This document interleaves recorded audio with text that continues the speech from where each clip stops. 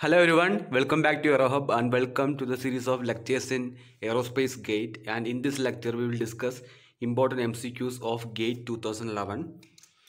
In three-dimensional linear elastic solid, the number of non-trivial stress-strain relation, strain displacement equation and equation of equilibrium are respectively. Okay, option A 3, 3 and 3, option B 6, 3 and 3, option C 6, 3, 6 and 3, option D 6, 3 and C 6. Okay. So for a three-dimensional linear elastic solid, we'll be having 6 stress-strain relationship. Then we have 6 strain displacement relationship, and we'll be having 3 equilibrium equations. Okay, therefore the answer is option C. Okay, next question. An Euler beam, Bernoulli beam in bending is assumed to satisfy option A both plane stress as well as plane strain condition, option B only plane strain condition, option C only plane stress condition, option D it will not satisfy both plane stress and plane strain condition. Okay, so according to the assumption of Euler-Bernoulli beam theory, it satisfies both plane stress and plane strain condition. Therefore, the answer is option A. Next question, a statically indeterminate frame structure has. Okay, first of all, you have to understand that a structure which cannot be analyzed by equation of static equilibrium is called statically indeterminate structure.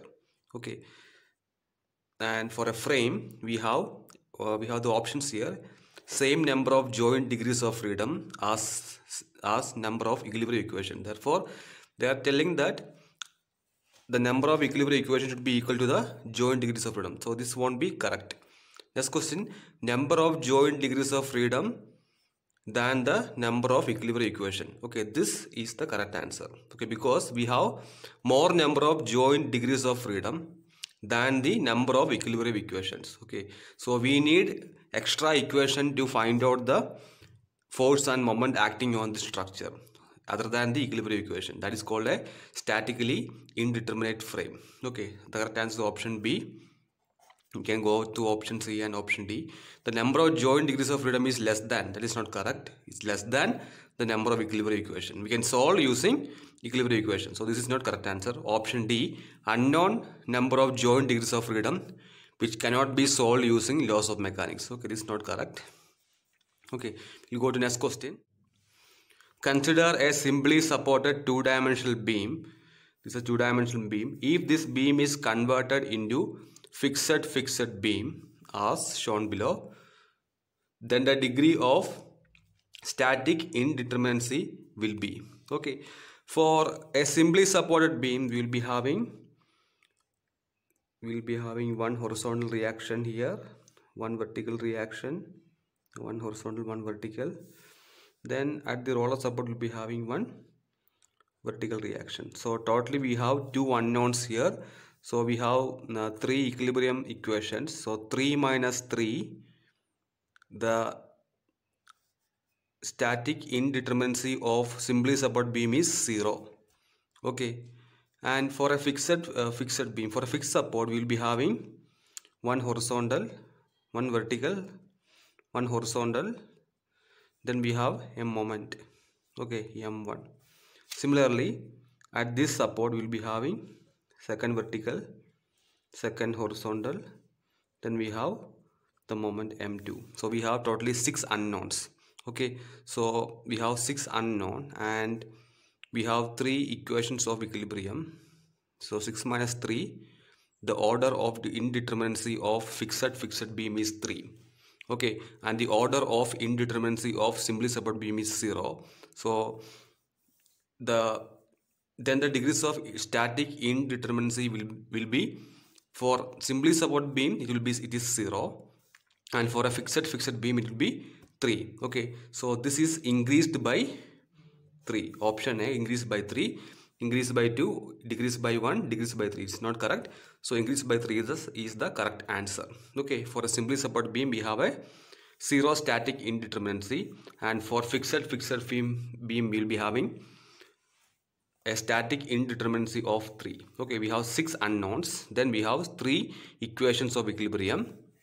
That is for along x force, summation of force, summation of moment, summation of force along x direction, y direction, and summation of moment along z direction. These are the 3 equations of equilibrium.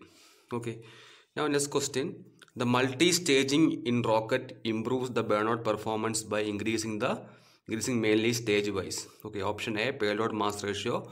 Option B, structural mass efficiency. Option C, propellant masses. Option D, control system masses. So correct answer is payload mass ratio. These are direct questions. In an unpowered glide of an aircraft having a weight W, lift L, drag D, the equilibrium glide angle is equal to, this also the direct question. The first option is tan inverse L by D.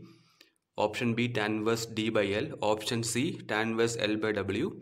Option D, tan inverse W by L. The answer is option B, tan inverse D by L. The lift of on an aircraft climbing vertically up is option A, equal to its weight. Option B, 0. Option C, equal to the drag. Option D, equal to thrust. Okay, an aircraft is climbing vertically upwards. Therefore, the weight of the aircraft is balanced by the thrust force. Therefore, there is no lift. Option B.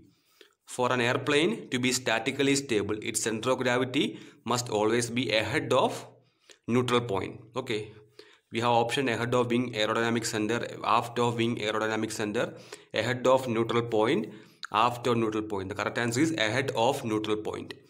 It is seen that drag polar of a certain airfoil is symmetric about the CD axis. This drag polar could be referred to.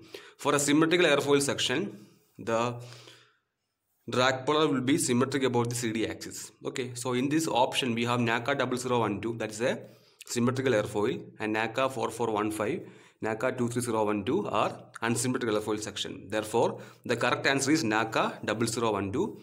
For symmetrical airfoil section, the drag polar is symmetric about the CD axis.